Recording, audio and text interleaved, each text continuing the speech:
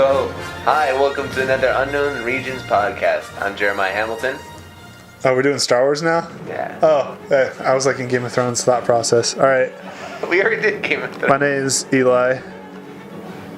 We had suggested this video in the Game of Thrones video, though. So it does make sense why you would get lost in both of them. Because we've talked about literally 3 different subjects in the same day. But you're seeing all these videos in 3 successive days. Lucky you. Like and subscribe if you haven't already to our channel so that you can be updated whenever we post another Star Wars, Marvel, or Game of Thrones video. If you happen to like sports, then you can always like that stuff too, but mostly for the nerd stuff. Especially if you like ball sports. We talk about a lot of ball sports. Lots of ball sports. In fact, I think every sport we talk about is a ball sport. And it's not a like bowling. And it's not a language you speak all the time, guys. So, just throwing that out there. Bocce ball? Yeah, no, that was a bad joke. Alright, so episode 9 trailer came out during Celebration. Mandalorian's out, and they've shown a clip of it. And next season of Clone Wars is coming out. And Lucasfilm is basically saying, hey, Marvel, dunking on you.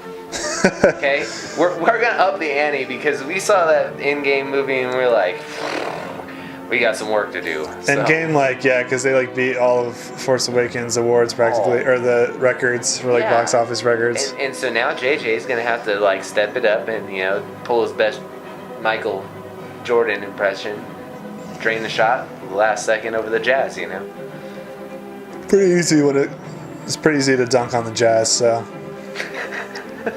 But this is in-game that we're talking about. I know, this is more this is... Yeah. So this is the Showtime Lakers, This is Larry Bird, Celtics. Yeah. Yeah. This is a real challenge. This is the next level. This is like Thanos. This is actually the Emperor. Did you hear the laugh in the trailer? Yeah, I thought it was Jar Jar Binks. No, I was kidding. Oh man, don't be a David. That would be a funny fan edit to just edit in Jar Jar Binks laugh. Oh! I don't even know what his laugh is. Consider it a part of this video at the very end now. Yeah, it'll just be they'll be staring at the Death Star ruins, and it's just Jar Jar's Misa. And then it's it pops up Star Wars Episode 9 super epic Brrr. No, it's instead of the dark cackle, it'll be yeah. And then after the trailer's done, Jar Jar Binks walks out on stage, he's roll it again.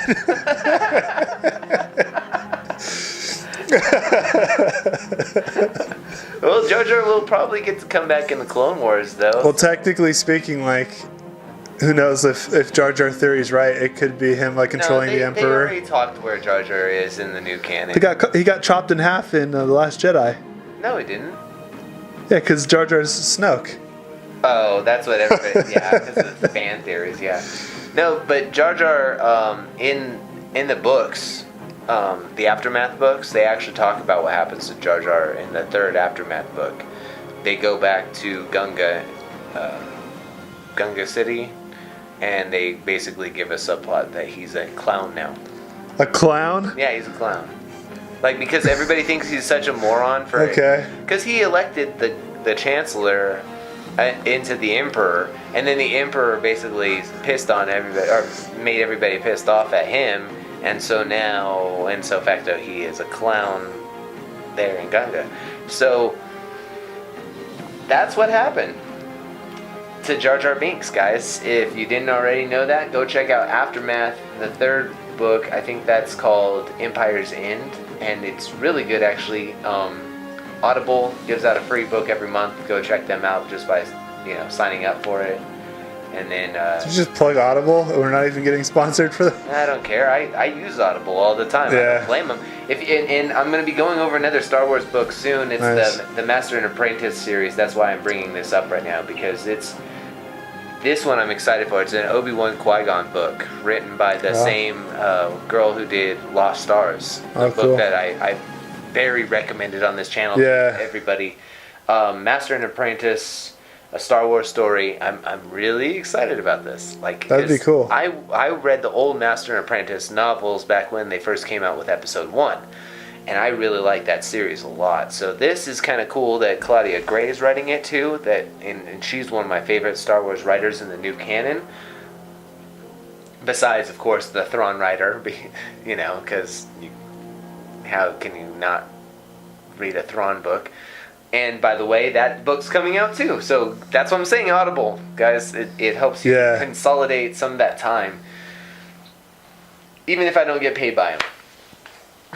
Well, maybe you will now. Maybe you'll get an offer because you show them how good at plugging Audible you are. Well, I should be at this point. I read all the... At least get you like a free subscription. Yeah, like so that I could start reading these books for free myself. Yeah, I pay for these books. I like Star Wars books myself, but I don't have enough time to sit down and read, so it really is like a lot easier on audio. Yeah. And plus, they put like the sound effects in there and everything, and I'm just like kind of like tripped out that I'm listening to a movie, basically. It's almost like a radio show or something. Exactly, it's like a radio drama. show. And then there's actually one that's coming out soon that it really is just a radio story of like Count Dooku, and that one I have reserved already too because I've saved a couple of them because I haven't had to use them in a while. That like there hasn't been a good Star Wars book coming out, so I don't really. Now that I've gotten into Game of Thrones, I might have to go through some more Game of Thrones books and stuff like that on there, but... Yeah. But Jon Favreau really has done a good job with this Mandalorian show so far, and from all the clips I've seen, I am super excited. Yeah, it'll be interesting. You know that Taika Waititi is doing an episode? Really? Oh, I didn't know that. Yeah. So he's doing an episode. I just hope they make it like canon that Korg is also in the Star Wars universe. Well, if you watch Parks and Rec, that's an idea. That's definitely an idea. I'll probably have to put that clip in here somehow too, at some point. They'll just go into a cantina, like the Mandalorian will go into a cantina, and Korg and Meek will just be in the corner. Hey, I'm Cole. This is my best friend Nate. We got this ship right here. You know how I want it. That's my best impersonation of Korg that I. That was a pretty good one. You could just be like. As a voice actor, I'd be okay. Like I couldn't do the acting part sometimes. I can't stay still on set. Like even now here, I'm like all over the place. Like I can't even like. Our thought processes even can't even stay in a direct line. That's why we need a producer to sit behind the camera, but I'm the producer, so the producer really doesn't control us at all. It just kind of lets us do whatever we want. Yeah. And then we fly off the rails like this. But Star Wars really does have a lot of potential to be really awesome this year.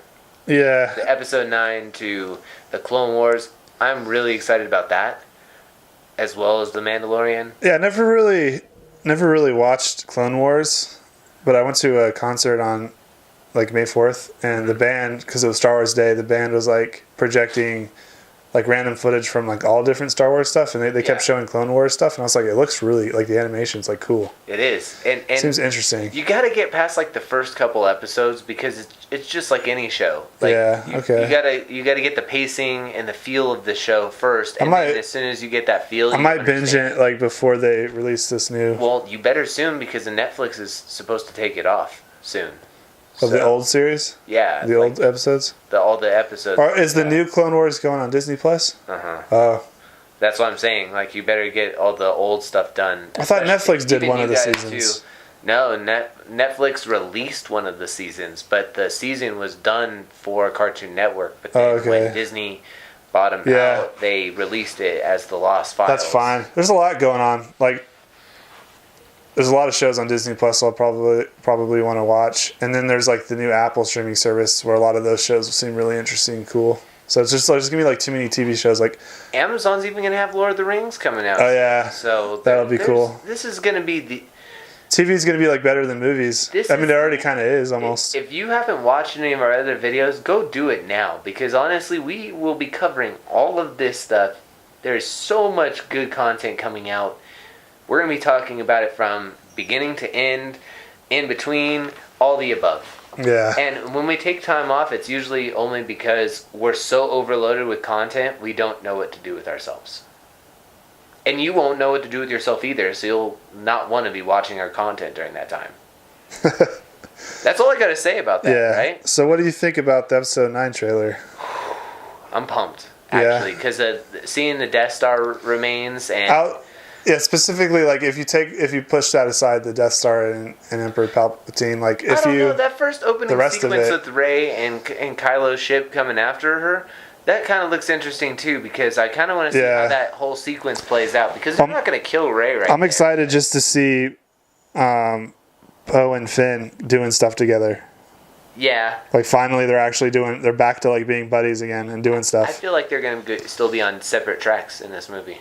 I don't know. I mean, they showed that one thing where they're, like, getting chased with C-3PO, like, flailing his arms around. But they made it seem like they were going to be together a lot more in Last Jedi, too. And they didn't even have a lot of scenes together. Well, I feel like there's going to be a lot more smaller moments. Like, with J.J. Abrams, he doesn't, like, drag scenes out. He just goes from one scene to the next and gives all the characters, like, a really balanced amount of time to do stuff. I will say that the one thing I like about Force Awakens over Last Jedi, after it being May the 4th and me getting to watch both of those movies in tandem again, is that JJ's pacing is so much better than Rian Johnson's pacing. So, well, Rian Johnson, he drags things out. Like, with Looper, there's a lot of really long, dragged out scenes. And even the action sequences, like even the final battle with them in the cornfield or whatever, there was like...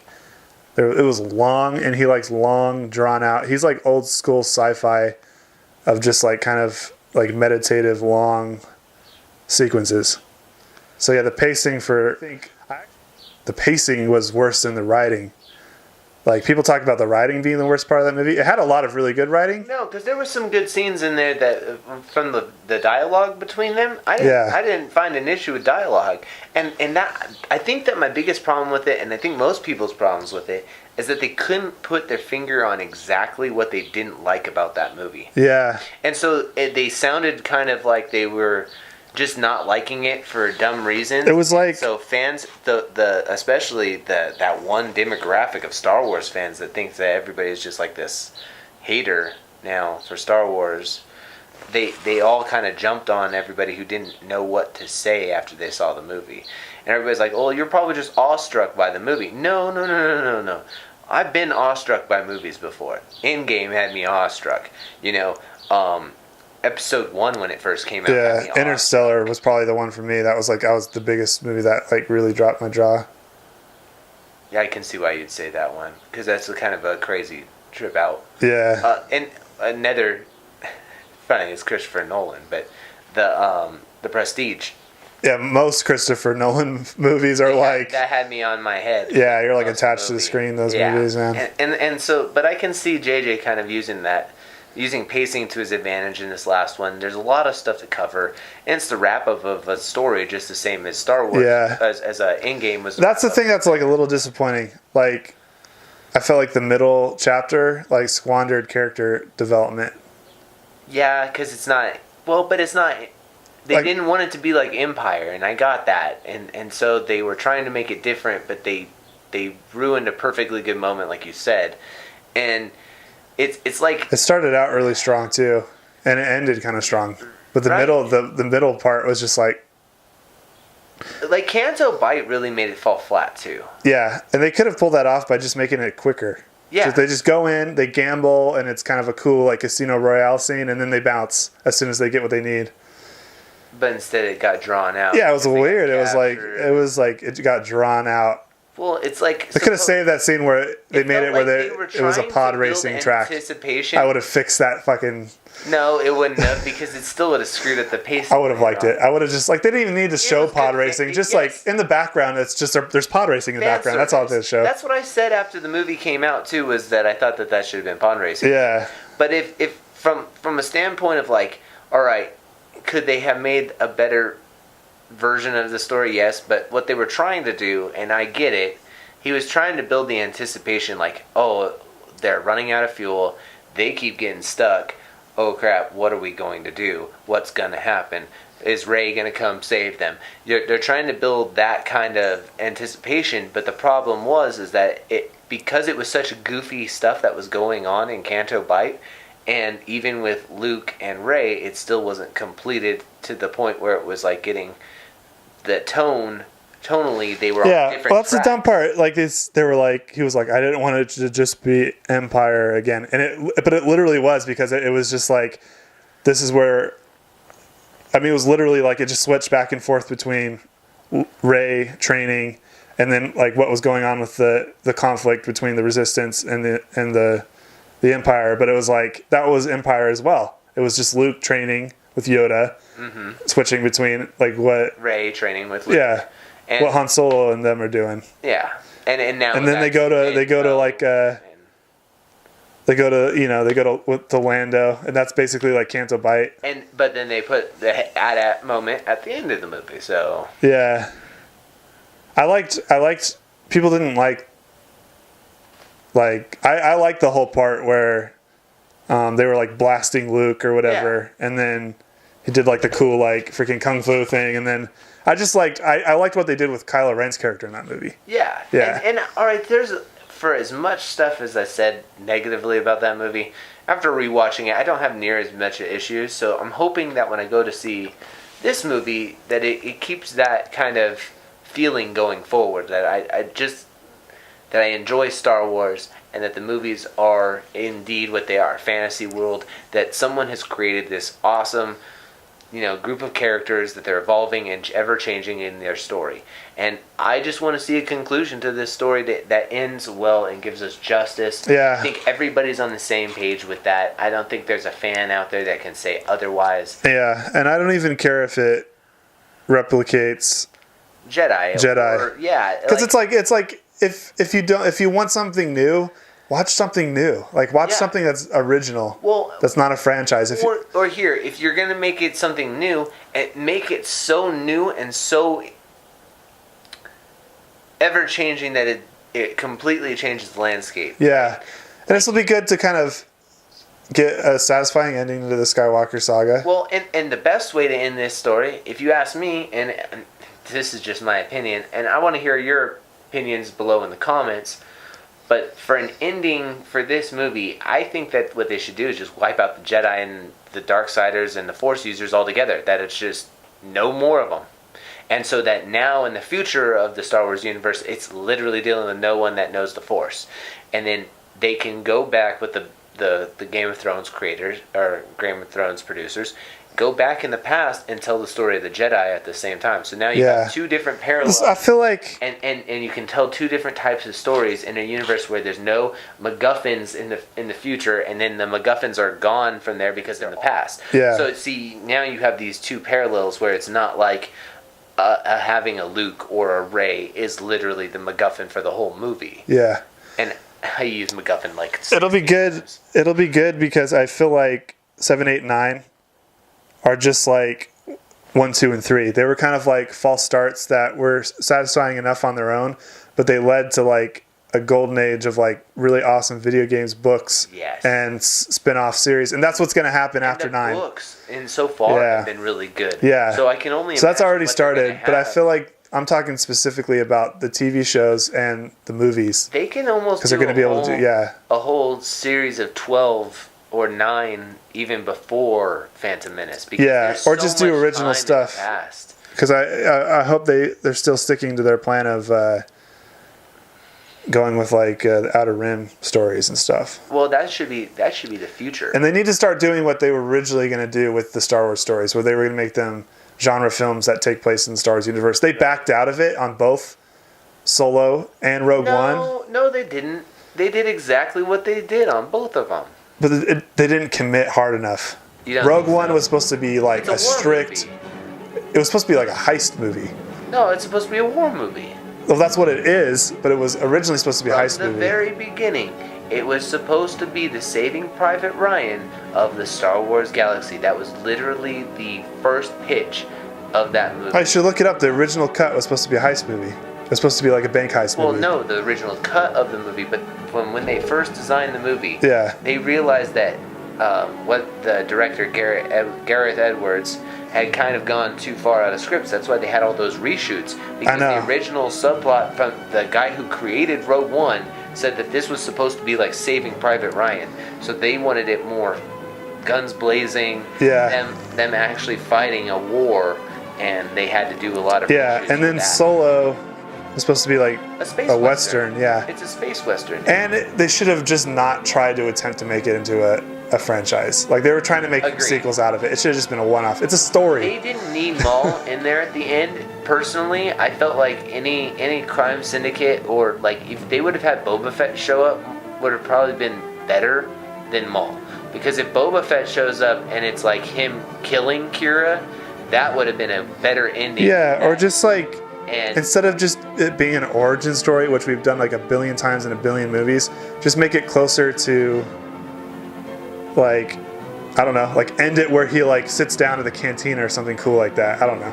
Well, and that's what I'm saying. Like, I think it would have been cool if, like, since Vader's dealt with the underground before, what they could have done is they could have just been like a scene to Boba Fett, right? Boba Fett comes in there and kills both her and him.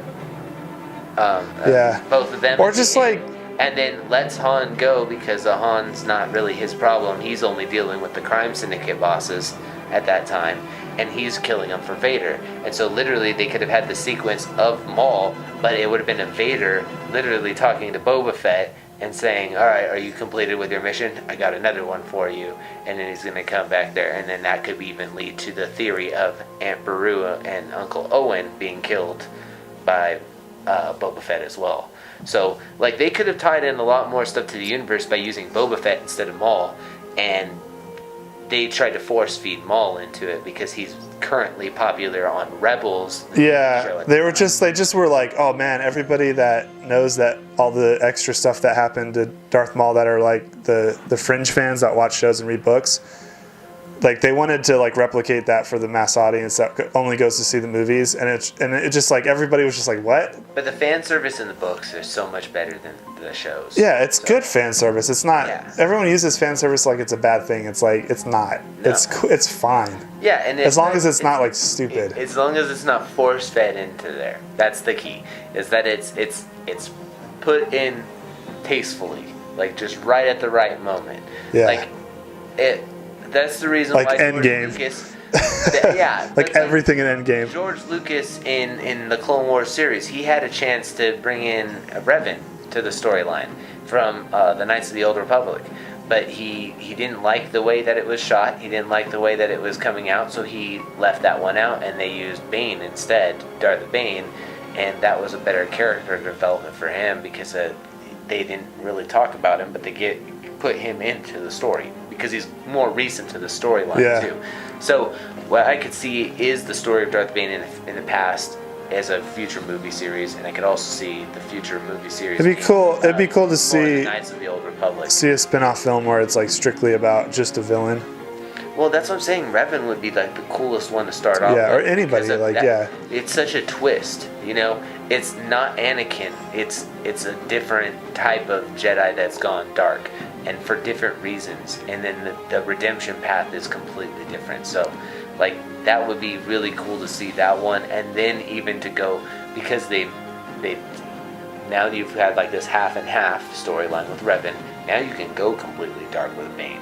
Yeah. You can make that the first dark Star Wars movie, rated R Star Wars movie, where he's going around as a Sith master, destroying. Yeah, and I just want to see more stuff like from the perspective of your average galactic citizen. That's what I really liked about Rogue One. That's what I'm saying about the last. And even they were a little bit superhero-ish. That if after Episode 9 they wipe out the Jedi, we could have those movies of what happens in the galaxy after the Jedi, which would be almost better for the story. Go back to the feeling of like watching the first Star Wars for the first time, and it just being Luke is just this random dude, and he like slowly discovers all this other stuff. And think about a new, like, how it would be almost a full reboot of the series now, because it'd be someone completely new that's never seen the Force, no Force users to develop, and make even possibly where if they start discovering stuff, they don't even have like a mentor to tell them to sway them one or the other way. It's kind of like, what does it look like when somebody starts to become Force sensitive and gets no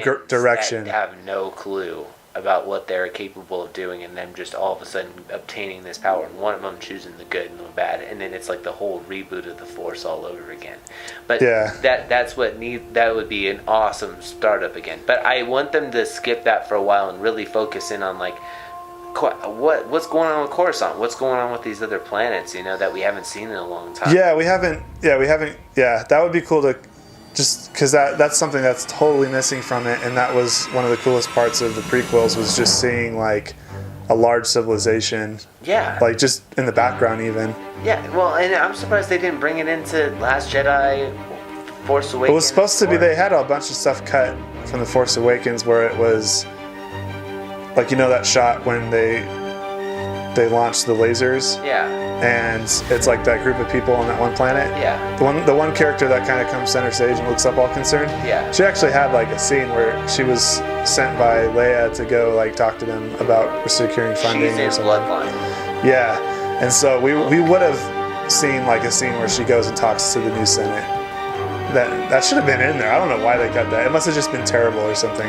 Well, they were probably like, oh, politics, like in episode 1 all over again, guys. Come on, you can't do that. Yeah, I think that's the thing. It's with the Force Awakens. It was all super scrappy and small scale in terms of the teams. There needs to be some politics in that movie because what happened? And I get that they told a lot of the backstory in the books, but even with the books, it leaves out a lot. Well, that's why I'm excited about. I'm actually kind of excited about Leia's scenes because it's a bunch of stuff that might have made the other two a little better if they would have left them in there, because that's what they're working with. They're working with cut scenes from the first two. Yep. I'm really looking forward to the whole movie at this point. Yeah, it'll be good. I just wanted to be here, and I want to talk about this more, so you guys keep liking these videos. Keep subscribing to the channel, and keep asking for more Star Wars content. Or dislike them, like if you don't like it, because like just make a decision. Don't just not do anything. Yeah, we don't like you indecisively. No abdicating. You have to make a decision. You have to do it. Do or do not. There was no try. Try. I was trying to get you to say, yeah, there we go. I set it up. And I did it. You did it. Good job. I bought into it. Hook, line, and sinker. May the Force be with you always. I've been Jeremiah. Live long and prosper. This is Eli. It's a wrong freaking movie.